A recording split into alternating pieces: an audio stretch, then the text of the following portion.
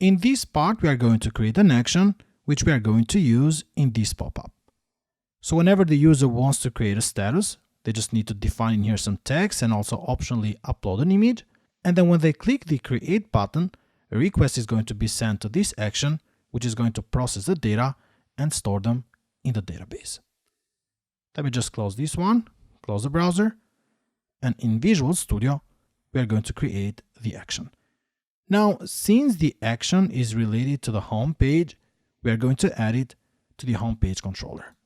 The first thing that we need to define is that since we are going to send a request, the HTTP request type that this action should expect is a POST request. So for that, we just define in here HTTP POST.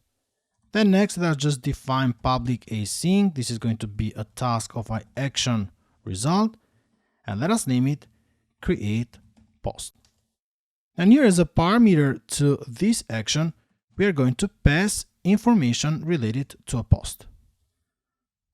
So I'll just type in here post, and here we're going to have all the code. But if we import the post by adding the using circle app.data.models, and then you just go to the post, so right click and then go to definition, you're going to see that a post has an ID, it has content, image URL, number of reports, etc. So it basically has some fields which are not defined by the user. So having post in here, it means that this action is going to expect data that are not normally provided by the user. In this case, we do create another class, and these classes are named view models. A view model in ASP.NET MVC or any MVC pattern is just a class that is specifically designed to represent the data that is needed for a certain view. Sometimes a view model can be used to combine data from different models, but in this case, we're going to have just the post model.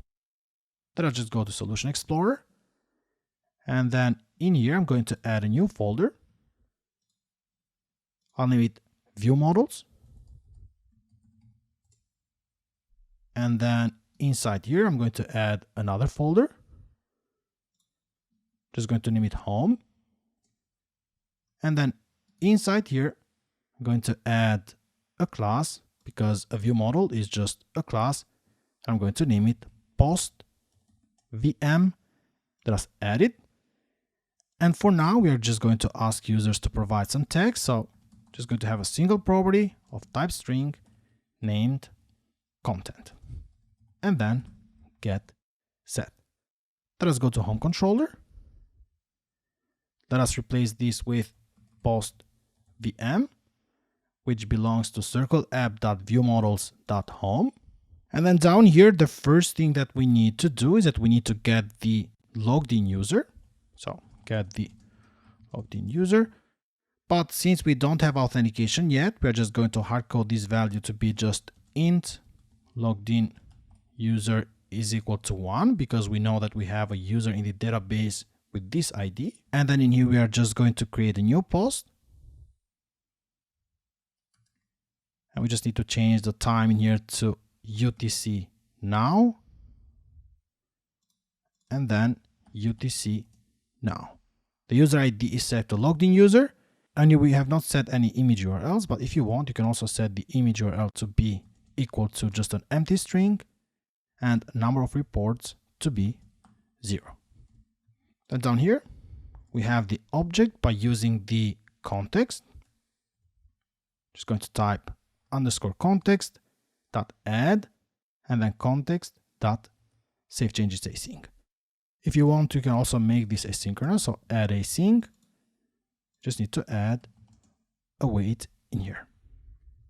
And then at the end, we're just going to redirect the users back to home page or the index page. And for that, we use the return redirect to action. And this is the name of the index action in here. Let us save the changes. This is all you need to do on the action side. On the next one, we are going to modify the view so it sends some data to this action.